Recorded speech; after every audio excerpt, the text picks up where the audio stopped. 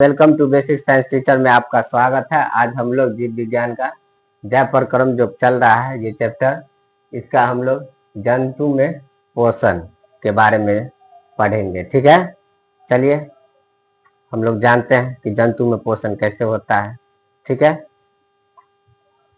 तो सभी जंतु जो होते हैं, सभी प्रकार के जंतु मतलब ऑर्गेनिज्म वगैरह सब जो होता है, ठीक है, एक जंतु में देख लीजिए सभी प्रकार के जंतु मतलब जितने भी जंतु होते हैं, ठीक है ना, वो सभी प्रकार के जो जंतुएं होती है वो परपोषी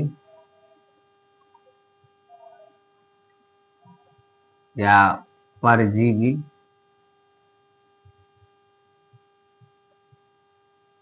या मृतजीवी या प्राणी संपोषण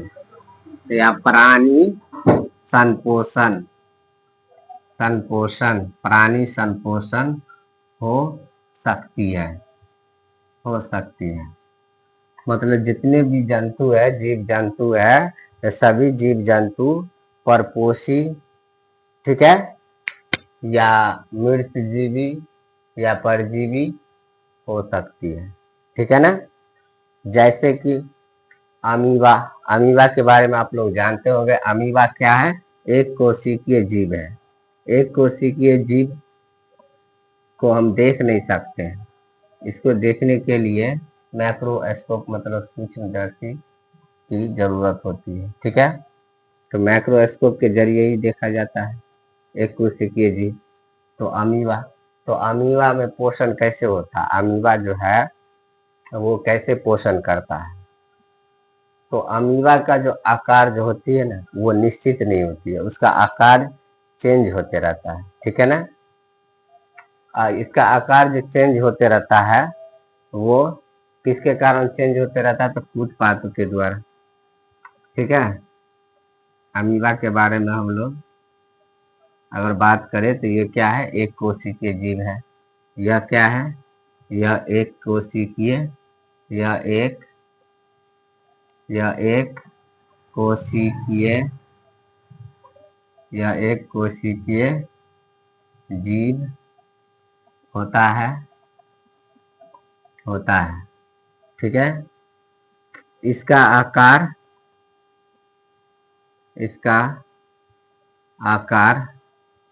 मतलब कि साइज अनिश्चित होता है। अनिश्चित होता है, इसका आकार अनिश्चित होता है, मतलब कि निश्चित शेप में ये नहीं रहता है, इसका आकार जो है बदलते रहता है। ठीक है ना, अब जैसे कि मान के चलिए अगर अमीबा ऐसे है, ठीक है, तो फिर ये ऐसे हो जाएगा। इसका जो है आकार बदल के ऐसे हो जाएगा। ठीक है, तो ये कूटपात के जरिए या अंतर्ग्रहण के जरिए ये क्या करता है? अपने भोजन को ग्रहण करता है। ठीक है, तो मान के चलिए अगर भोजन यहाँ पे है, ठीक है, अमीबा का भोजन अगर मान के चलिए यहाँ पर है, ठीक है, तो ये आकार चेंज करके और ये धीरे धीरे क्या करेगा? अपने आकार को बढ़ाएगा और आकार को बढ़ाते बढ़ाते ये इस तरह से क्या करेगा? भोजन को अपने अंदर ले लेगा। ठीक है, अपने भोजन को क्या करेगा? ये अंदर में ले लेगा, ये भोजन यहाँ आ जाएगा, अंदर में आ जाएगा। ठीक है, अब इसके अंदर आ गया भोजन। अब ये भोजन जो है ऐसी पाचन की क्रिया होके और फिर वो क्या हो जाएगा? बहिष्कर्मण हो जाएगा। इसका मतलब ये केंद्रक में जाएगा, ठीक है, भोजन कण इसके अंदर प्रवेश करेगा और ये फिर जो है ये बाहर भी आएगा। तो इसके जरिए ये क्या करता है? अपना भोजन को ये ग्रहण करता है। ठीक है ना, तो जिसको जो बाहर जो निकालता है इसको बहिष्कर्मण बोला जाता है। ठीक है, अब मान के चलिए ऐसे आकार है इसका अमीबा का, समझे? ये बहिष्कर्मण करेगा। किसका बहिष्कर्मण करेगा? तो अपने अंदर जो भोजन ग्रहण किया है ना उसका, ठीक है ना। तो भोजन जो है अंतर ग्रहण करता है भोजन को, और उसके बाद वो भोजन जो है पचता है, और कुछ हिस्सा जो है बहिष्कर्मण भी होता है, जिसको बहिष्करण बोला जाता है, बाहर निकलता है।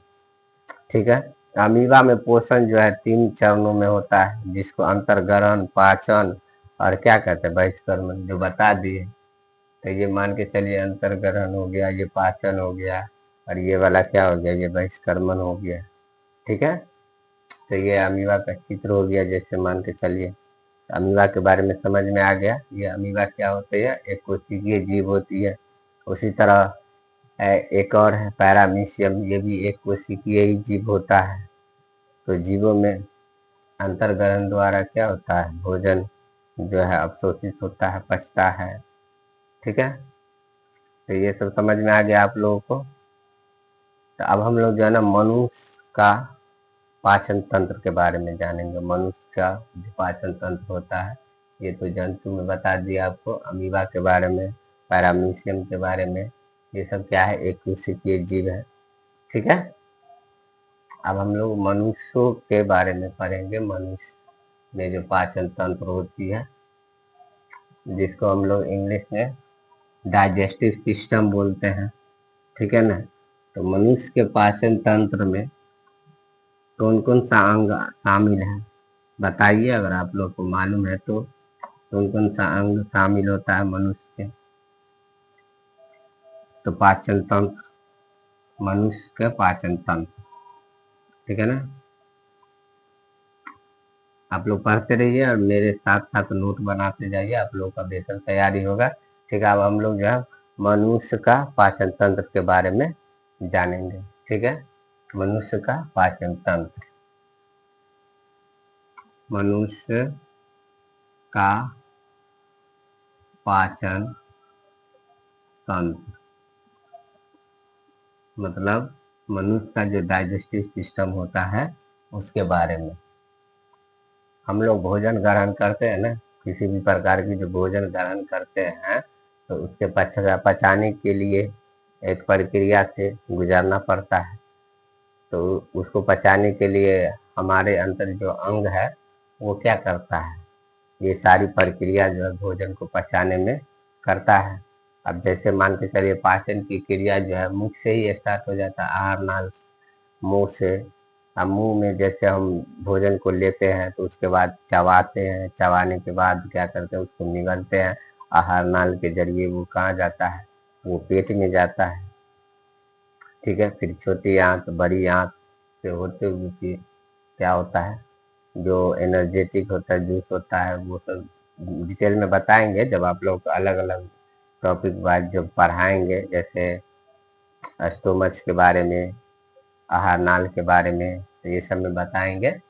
ठीक है ना। फिलहाल मनुष्य का जो पाचन तंत्र है, इसमें मेन मेन मुख्य अंग कौन सब है, तो इसका आहार नाल हो गया, इसका अलावा छोटी आंत हो गया, बड़ा आंत हो, बड़ी आंत जिसको बोलते हैं, अमाशय हो गया, ग्रास नली हो गया। ये सब क्या है, पाचन तंत्र का मुख्य अंग है।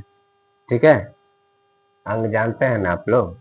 जैसे देखिए कोई भी दुनिया में जितने भी जीव जंतु है वो सब क्या चीज से बना हुआ है, कोशिका से बना हुआ है।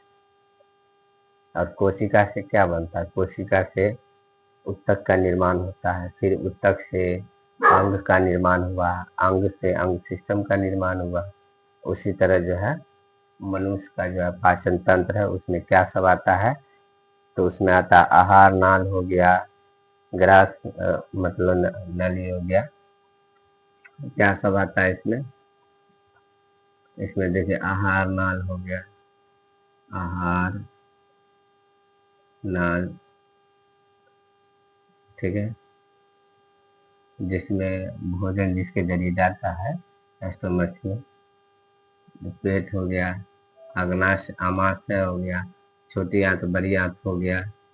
तो छोटी आंत, छोटी आंत, बड़ी आंत, छोटी आंत, बड़ी आंत, ठीक है। आमाशय, आमा आमाशय, इसका अग्नाशय भी होता है, अग्नाशय। ये सब किस में आता है? मनुष्य के पाचन तंत्र में आता है। ठीक है, तो चलिए, ये वीडियो अच्छा लगा तो आप लोग चैनल को सब्सक्राइब कीजिए और वीडियो को लाइक कीजिए और ज़्यादा से ज़्यादा शेयर कीजिए। हम इसी तरह आप लोगों को टॉपिक वाइज जो है पढ़ाते रहेंगे, समझ गए? तो वीडियो को लाइक कीजिए और ज़्यादा से ज़्यादा शेयर कीजिए। ओके, मिलते हैं नेक्स्ट वीडियो में। ठीक है।